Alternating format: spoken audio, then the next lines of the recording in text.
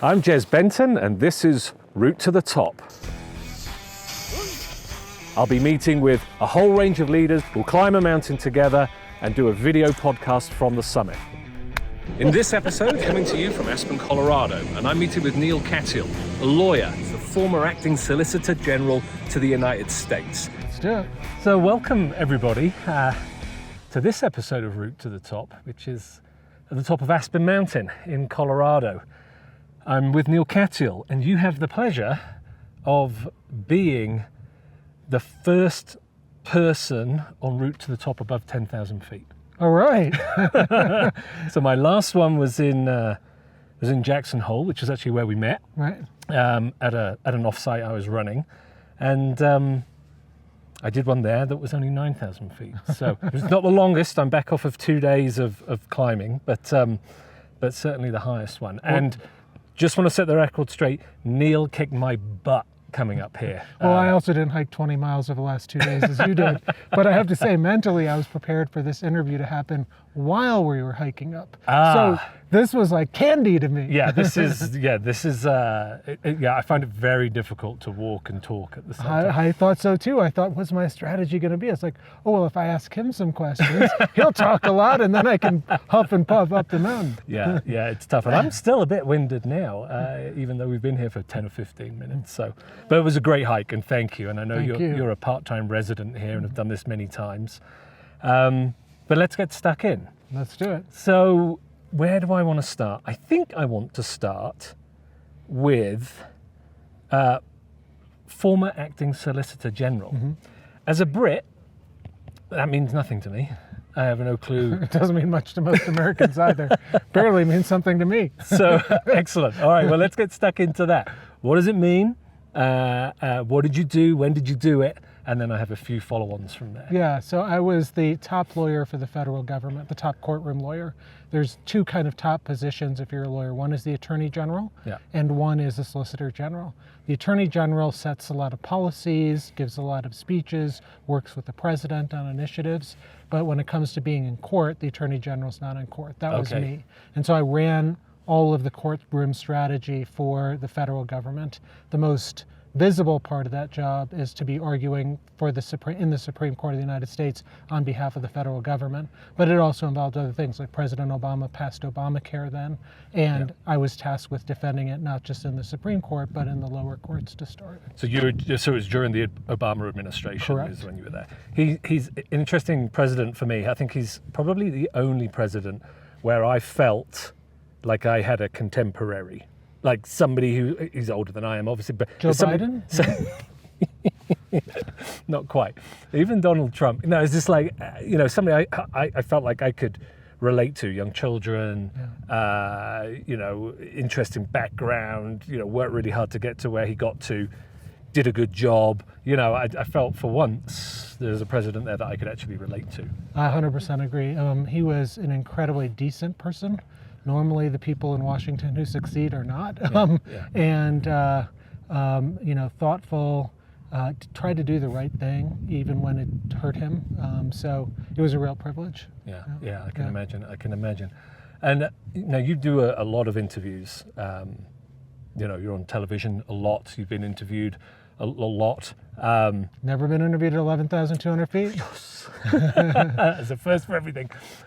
Although Katie Couric did just interview me on the gondola coming up. Oh, did she? Yeah, last week. Excellent. Oh, that's so funny. But fortunately, it stopped at about 11,000 feet. So we're still okay. We're still above. Yeah. We're looking down on the gondola. It's over there somewhere. Yeah.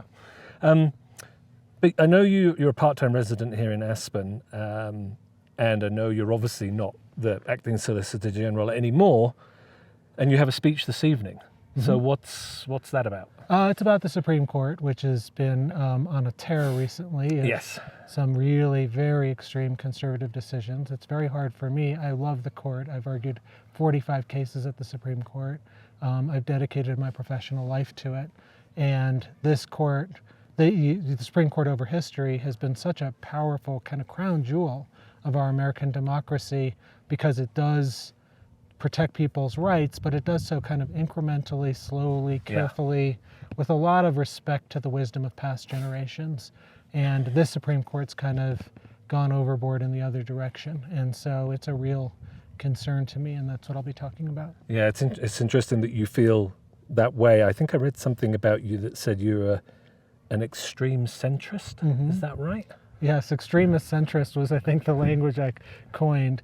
It just means like, and I think this is where most of America is. It's like they're not like viewing everything through a partisan lens, and they recognize that both Democrats and Republicans do have solutions, or at least, Republicans did used to until the party became co-opted. And that's also true on the Democratic side with some of the things that have happened. So, I like to think that I want to take ideas from where, I don't care where an idea comes from. This is like how I run my legal practice, how I do everything. I don't care if it's someone who I disagree with vehemently. I don't care if it's someone who doesn't have the same degrees or experience. If it's a good idea, I should listen to it. And that's kind of what that's about. Yeah, and that I think has been part of your success, because not only did you argue a lot of cases at the Supreme Court, is it something like 53? Is that right? 45. Oh, sorry, too many. What was the one? There's no one, but my very first case was Guantanamo. I was challenging President Bush. I was representing Osama bin Laden's driver. I was nervous as all heck. It wasn't just about whether Guantanamo would be a legal black hole. The case was also about, do the Geneva Conventions apply to the war on terror? Right. And so the stakes were enormous. I was incredibly scared of doing the argument. And when I did it, and I was arguing against President Bush's Solicitor General. Yes. It was his 35th argument. It was my first. Right. And I did it, and it went well. And, that really did change my life, because nobody thought that was a winnable case. Once we won it, then everyone wanted to hire me, from fancy corporations to, Barack Obama. That's where he heard about me. He was in the Senate. So it was a career-changing It was. moment And of course, for you. I had no idea. I mean, I just did it. I actually thought I was throwing away my career, because, my dream job at that point was to be National Security Advisor at the White House. Okay. And representing Osama bin Laden's driver is not exactly the career path to doing that. So I had no idea. First choice. Yeah, exactly. No idea this would happen. Wow. Yeah. Wow. Yeah, and so talk to me about that. You said you were incredibly nervous. I've had a recent bout of high excitement and high anxiety. So I changed. I set my own firm about 17 months ago now. Not out of my own choosing, and decided, this was what I was going to do after 23 years with another organization. And it's been a journey of extreme excitement and highs, and this is going to be great, and I can be my own boss, and I should have done this. People say, oh, you should have done this years ago, and I'm sitting in the back of my mind going, should I, shouldn't I? So I had this sort of excitement, followed by low points of anxiety of, oh my God, is this going to work? Yeah. I'm married, I have 4 children, I live in Westport, Connecticut, I had the bills to pay, blah, blah. Yeah.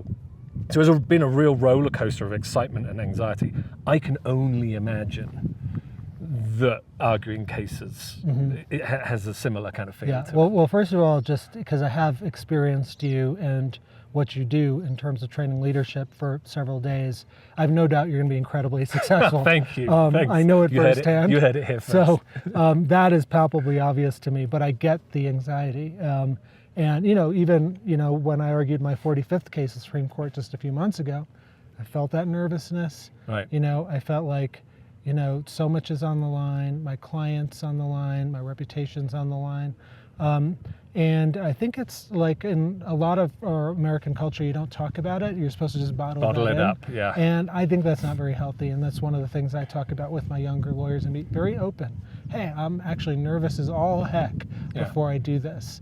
And the truth is, training and experience do make things easier. But when you're walking up to the podium, it doesn't feel that way. Yeah. And there's I can't remember who coined it, but somebody said, you hear it a lot from actors, a reasonable dose of nerves focuses the mind. Yes, exactly. Nothing like that to focus the mind. So yeah, I get that.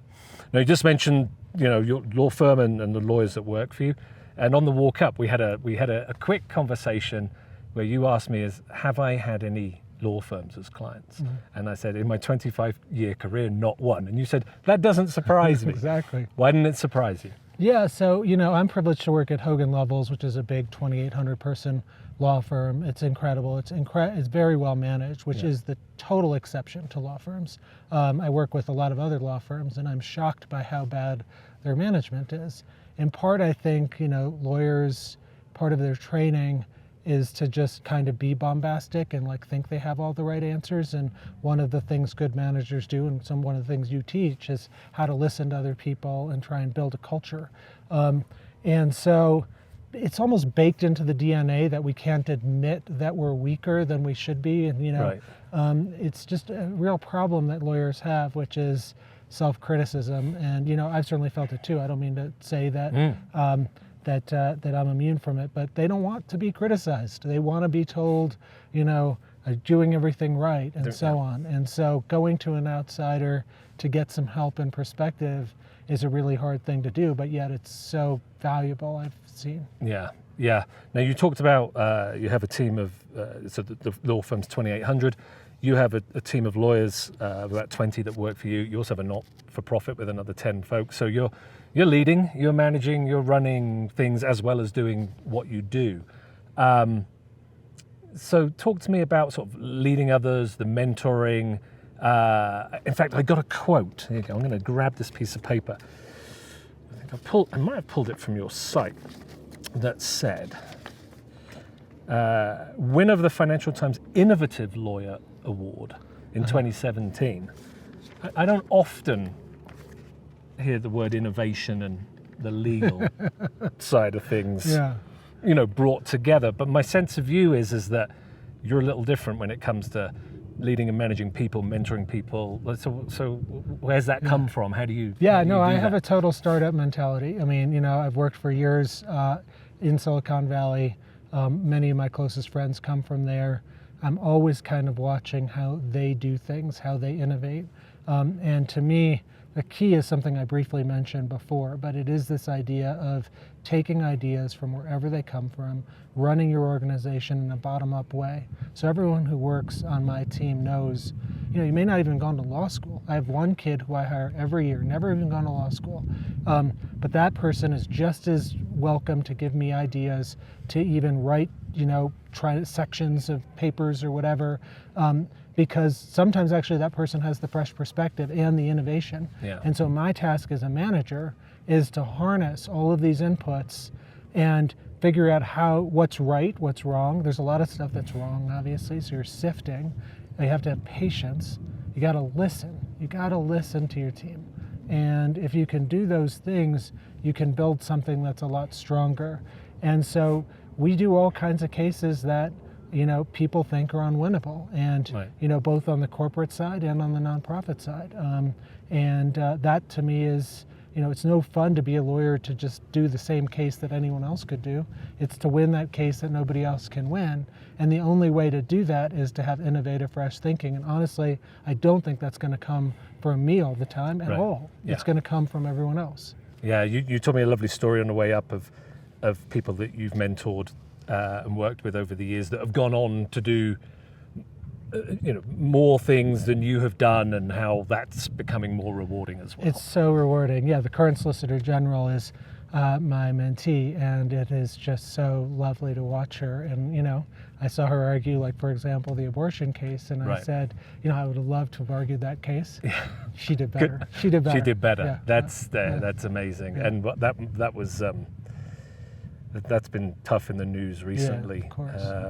And now, at subsequent there's another 3 or 4 big cases coming up that people are starting to worry about as well. Oh, yes. Do you worry about them? Oh, yes. Some of them are mine, so I worry about them a lot. We'll see what happens, yes. Unbelievable.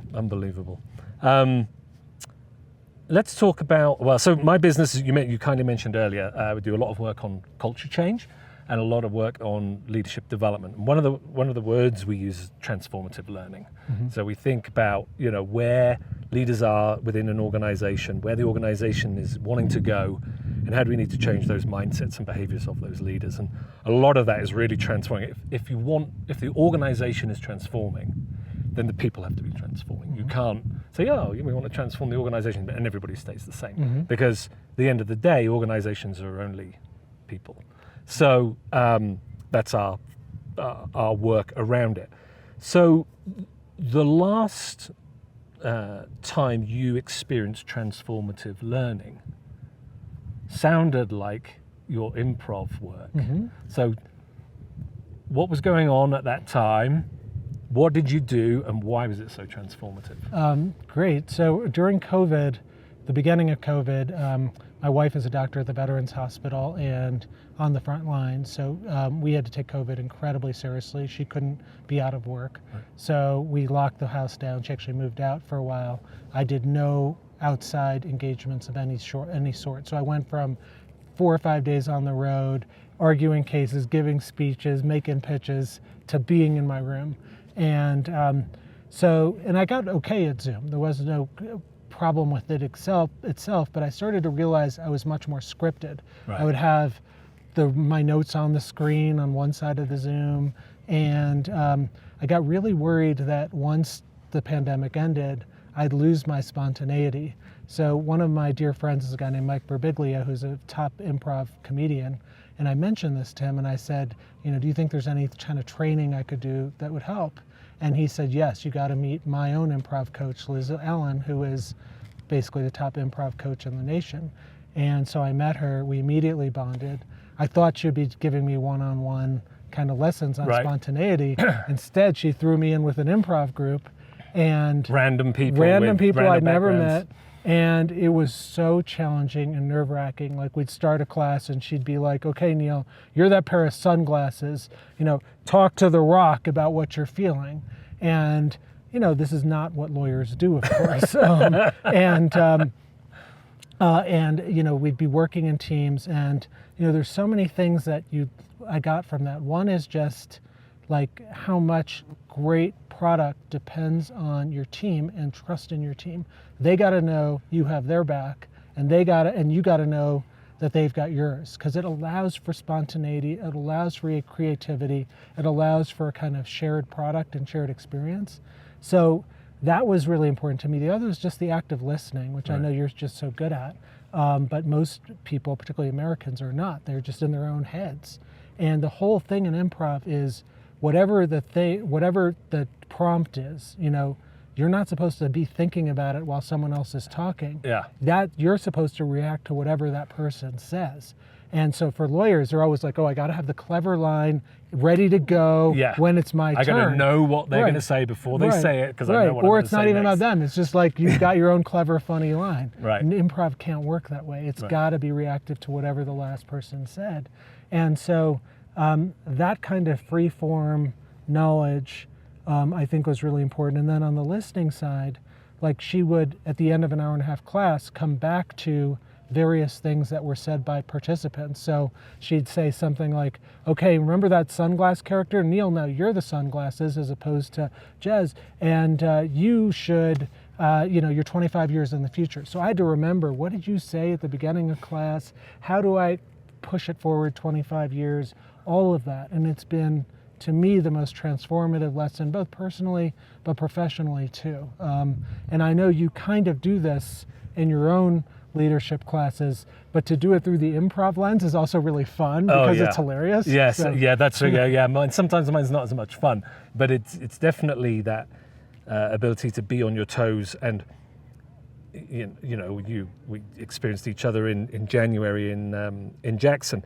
You got 30 odd people sat around having a conversation, and you're listening to all of that, and not only are you thinking about how do I want to respond from that, but also what are they going to think about that response when I respond to it. So there's a lot of noise that can actually happen inside your head as you're sitting there listening, and it's an art and it's a science for sure. It's not easy, and we do a lot of work at the moment. You'll like this. When you're on Zoom, if you're in a group of more than two, whenever you speak, the box lights up. Yeah. So we now have a piece of software. We work with a group, not face-to-face in a room, but virtually, or we can do it in a room, where we actually capture the airtime. So how much airtime do people use within whatever. So if we're having a business conversation for an hour, at the end of that hour, we'll put up a pie chart. It'll just have percentages on it. It'll be like 25%, 10%, 4%, 10%, 2%, whatever it is. And then just say to the group, who's who? And it's just purely a capture of their airtime, not what they said within their airtime, but the capture of the airtime. Then we'll get stuck into, okay, Mr. 25%, why were you talking, know, 3 times more than 5 other people put together, kind of thing, and just get into that, because I'd like to see the gender breakdown on that data. It's really interesting. So not only the gender breakdown, but what we're doing research on at the moment is 2 things: the hierarchical breakdown. We have worked with, I think we're now on 8 to 10 top teams in the last 6 months, and when you look at the higher percentages, it's usually the most senior person in the room that speaks the most. Interesting. And in fact, on 2 of them, more than 50% of the time. Interesting, because like for us, I would say, I as the senior person probably talk the least or close to it. Yeah. Because the whole goal is to try and get the inputs. Exactly. It's to seek information and to seek reasons and to seek ideas, and as opposed to giving information. Right. And so that's the light bulb that goes off with these senior teams, is you show them that and they will go, oh no, really? I spoke for 50% of the time? Like, wasn't that good? And then when you break that down and say, okay, and so when you did speak, what did you speak about? It's a lot of giving information. I'd also be interested, and it's probably too hard to track, but effectiveness of what people are saying, because how much actually gets implemented. And I would suspect it's skewed, obviously, if the leaders are the ones who are talking a lot, because their stuff is going to be implemented more. But I've experienced how mostly people blather on, and it's not effective at all. People just tune out. Well, and it also depends on what you're trying to look for. So, for example, if you're trying to develop empathy, you're probably not the person who should be speaking 50% of the time, right? There's some obvious stuff. If you want to be, one of the big things in our world at the moment is being a more inclusive leader. It's exactly to what you said. You called it bottom up. I want the best ideas from everybody. I want to listen to everybody. Then, then go from there. Inclusive leadership is exactly that, bringing people in, and that's a verbal behavior. Hey, so-and-so, I haven't heard from you in the last hour. What's going on? I want to bring you into this. What's going on? Recognizing that. So by showing them that they don't do that, actually really helps that kind of transformative learning to, I got to talk less, I got to ask more questions, I got to bring people in. It's simple stuff. It's not complicated stuff. Super interesting. So I'm going to go back to my notes again. Okay. At the bottom, it was at the top of one of your things. It had mentioned the key to crafting a persuasive and successful argument lies in human connection, empathy, and faith in the power of your ideas. So I want to challenge you on that. Not because I don't believe it, but I don't believe it came out of a lawyer's mouth. Human connection, empathy, belief in your ideas. That for me, I read that and that's leadership. Influencing other people, that's leadership. So, you had a ton of experience in this space. How have you crafted it and narrowed it to those kind of core leadership behaviors? Yeah, in part it a little bit comes out of this improv experience, although I'd been doing it less consciously before. The whole point of oral argument is not to give the best speech. You can sound beautiful and, turn a phrase. It doesn't matter. Right. Because they're not there for you and your speech-making abilities. They're there to make a decision on a case that will impact millions of people. So the way to do that is not to be thinking about you, it's only to be thinking about them. Right. And so you're reading their body language, you're looking into their eyes, you're studying everything they've written to try and get into their head. I used to do this a little bit when I'd take exams in law school or college. I would read everything the professor had written, their scholarship. I try and understand even the words that they like to use, and mimic them back in an exam answer. And it's the same kind of thing with courtroom advocacy. Right. But honestly, I think it's the same thing, and this is the point of that TED Talk you're referring to. It's true with any actual argument. You're arguing with your spouse or your business partner or whatever. You can be right in your own head. It doesn't get you very far.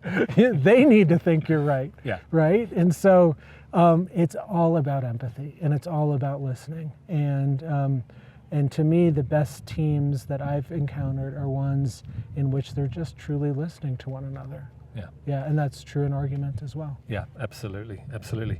So what's next for you? Neal Katyal, what is the next, let's go 3 years look like? I think the next 3 years, it's getting to be more of a challenge to argue in the Supreme Court. Yeah. I like that challenge, so I'm looking forward to it. I have a couple of other things that I really want to do long term, which are like to teach kids about civics and about kind of how to listen to one another and have dialogue, and about our nation's incredible history, which is rooted in that, but it feels like it's being lost today in kind of the extreme partisan wars.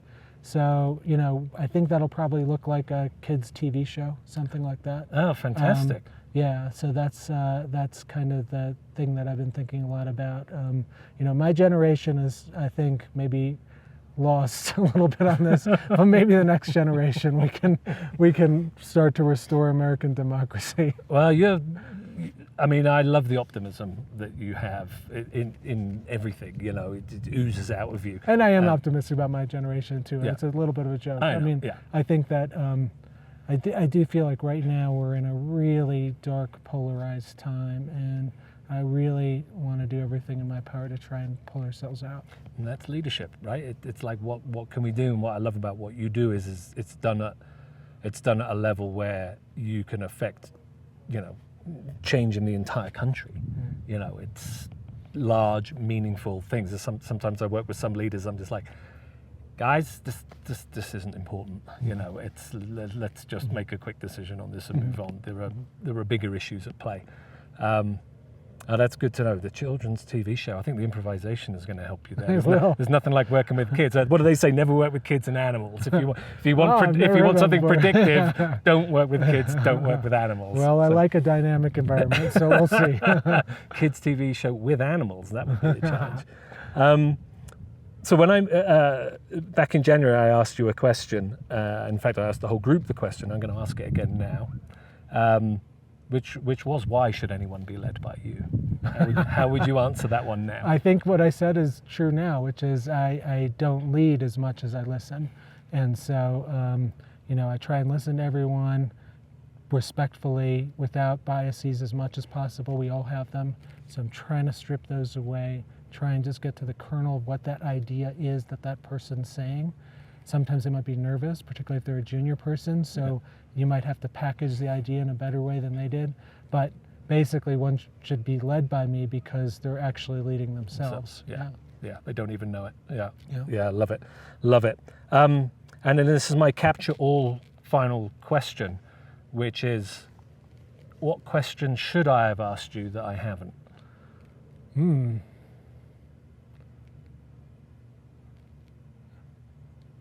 You asked so many good questions. I don't know. I think you must have had better ones from Katie Couric and all these other. No, not at all. So I think you've got them. I'm sorry. Nice. You stumped me. I like it. You stumped me. I stumped Neal Katyal. Yes, I'll did. take it. That's awesome.